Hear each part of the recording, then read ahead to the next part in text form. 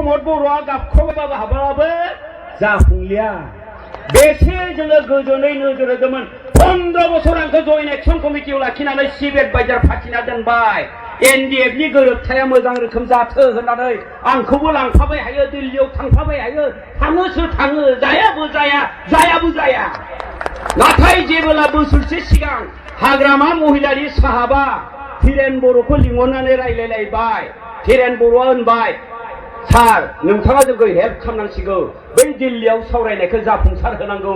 आरो लोगो लोगोनो हाग्रामा महिलाया होनबाय हट नोंसोर थांलाय फैलाय खालामबाय हायोलै आवगाय आं फावसायन खालामबाय हायोलै आवगाय आं फावसायन खालामाबा आंल'ले आवगाय होगोन बेनिफ्राय धीरेन बर'आ होनबाय आवगाय आं फावसाय आं खालामलिया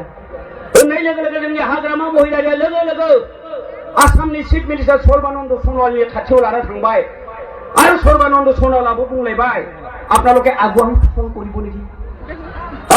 धीरेन बर'आ होनलायबाय सार आमी नखरो आरो मिथिया आगुवां शासन होननाय लोगो लोगोनो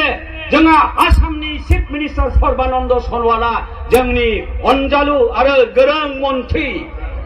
नै बेहायनो जरा जोङो चन्दन ब्रह्मखौ बिबान होदोंमोन आरो बिबान मोननाय लोगो लोगोनो मास मोनथामनि गेजेरावनो ओरैबायदि स्पिडि लानो सानदोंमोन जोंहा मन्थ्रि चन्दन ब्रह्मआ गोबां जाखाजोबनाय उनाव गोबां जोंहा मोननो गोनां बिटिसिनिख्रुइ साबसिन हामसिन मोननो गोनां गोरोबथाखौ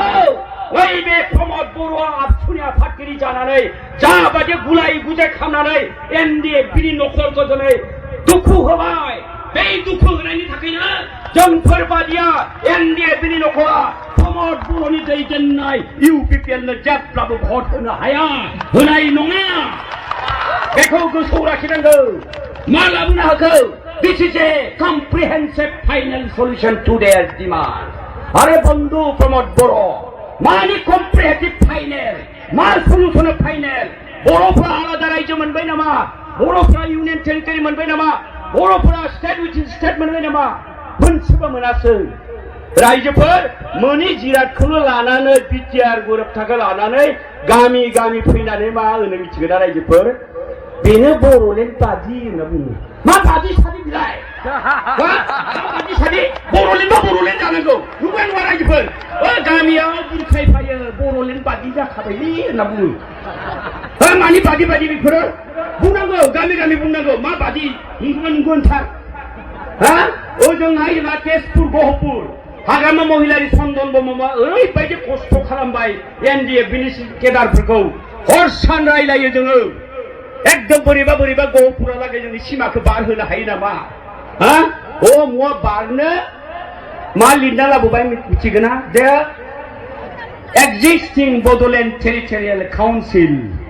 इज a rename of rename BTR माने बिटिसि थानाय बिटिसिखौनो नामल' सोलायनाय हंलि बसुमतारीखौ हरेश्वरी बसुमतारील' खालामबाय आरो मा हंला नामखौ हालाराम बर' खालामबाय आरो बेखौनोल' सोलायबाय आरो बेथ' सोलायनायानो बिटिसिया बिटिसि थाफिनबाय बिटिआरानो बेनिफ्राय आरो दानख'नाय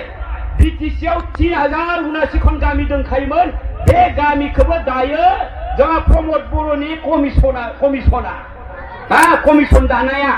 बिसोरो दा दरखास्त होबानो थोब दाननो हागोननो जाम्बानिसो फाव जादों बिटिसियाथ' कनस्टिटिउसनेल सांबिधानिक बेखायनो ओरैनो दाननो हागोन ना हाया बे माखासे खोथाफोरखौ जोंहा चन्दन ब्रह्म मन्थ्रिया बुंगोन आरो एनडिएफनि दुखुनि जारिमिनखौ जोंहा अनजलि दैमारिया बुंगोन दै खोनासंनांगौ सुक्ति खालामनायनि उनाव बोरैहाय रन्जन दैमारिया सासे सागानगिरिसोमोन नंगौ नङा रायजोफोर सागानगिरिमोन बेखौनो सुक्ति खालामखांनायनि उनाव जेलावसो थ्रोब सोना दोनफिनलायबाय मा जाखो बियो बे गासै खोथाखौ आं बुंलिया